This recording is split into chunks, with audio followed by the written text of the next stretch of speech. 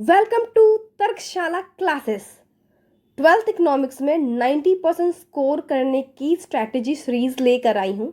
Already मैंने एक video डाल रखा है कि इकोनॉमिक्स में कैसे 90% स्कोर करना है, उसकी स्ट्रैटेजी मैंने ऑलरेडी बता रखा है। तो उसका वीडियो मैं इस वीडियो के डिस्क्रिप्शन के लिंक में डाल दूंगी। तो शुरू करते हैं पहले सवाल से।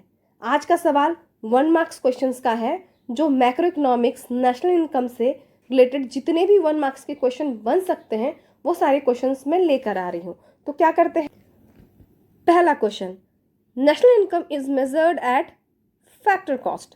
जान ले कि फैक्टर कॉस्ट होता क्या है।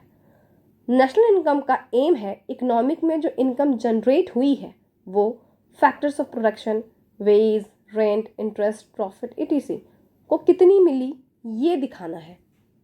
Next question, NFIA stand for net factor income from abroad. समझे NFIA होता क्या है। ये बताता है कि हमारे देश के लोगों को बाहर से कितनी फैक्टर इनकम, मतलब हमारे देश के लोग दूसरे कंट्री से कितने फैक्टर ऑफ इनकम जनरेट किए हैं, ठीक है, या मिली है, उसमें माइनस करते हैं, और हमारे देश के लोगों ने दूसरी कंट्रीज को कितना इनकम दिया है, उन दोनों के डिफरेंस को NFIA कहते हैं, ठीक है। Next question, GDP at market price is value of final goods and services at market price. तो चलिए इसे भी समझते हैं।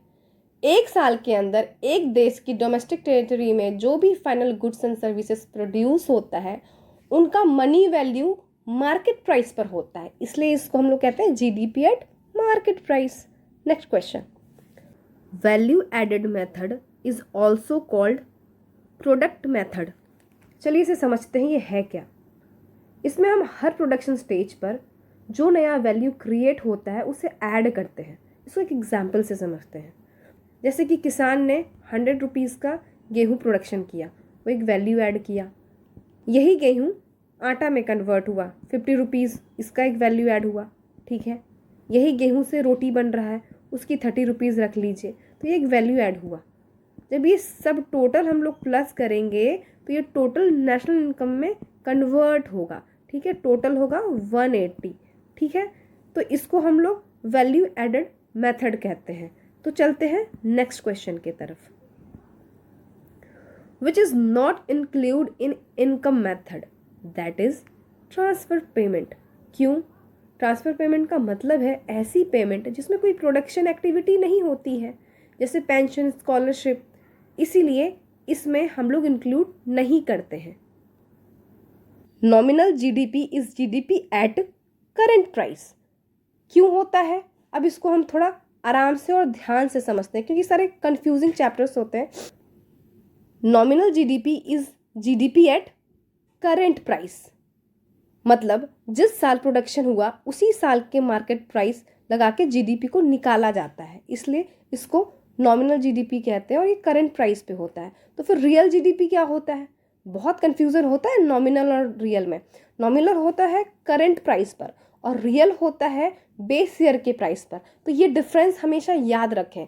नॉमिनल हो गया करंट पर, शॉर्टकट में बता रही हूँ, और रियल जो हो गया वो बेस ईयर के प्राइस पर होता है, बेस ईयर के प्राइस पर, ठीक है।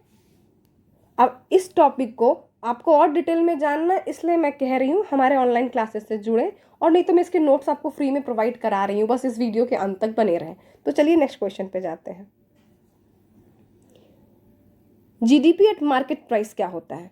Factor cost plus depreciation plus net indirect tax.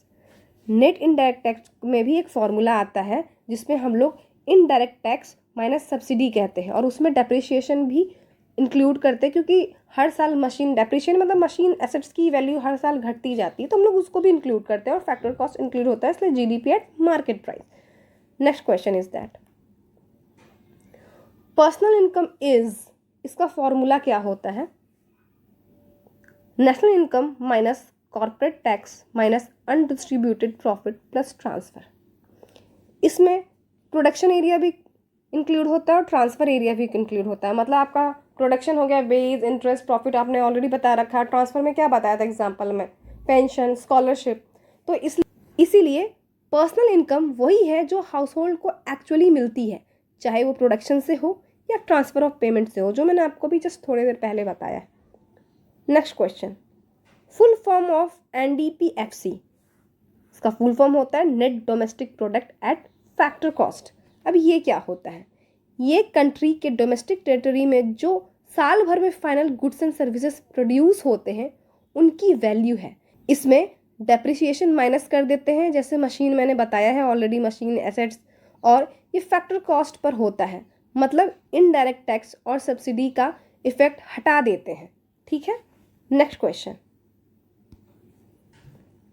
In NFIA is positive which is greater, that is GNP eight market price. अब इसको कैसे ग्रेटर है मैं बता रही हूँ। ऑलरेडी बता रखा है कि हमारा ये कंट्री है और बहुत सारे कंट्रीज़ हैं।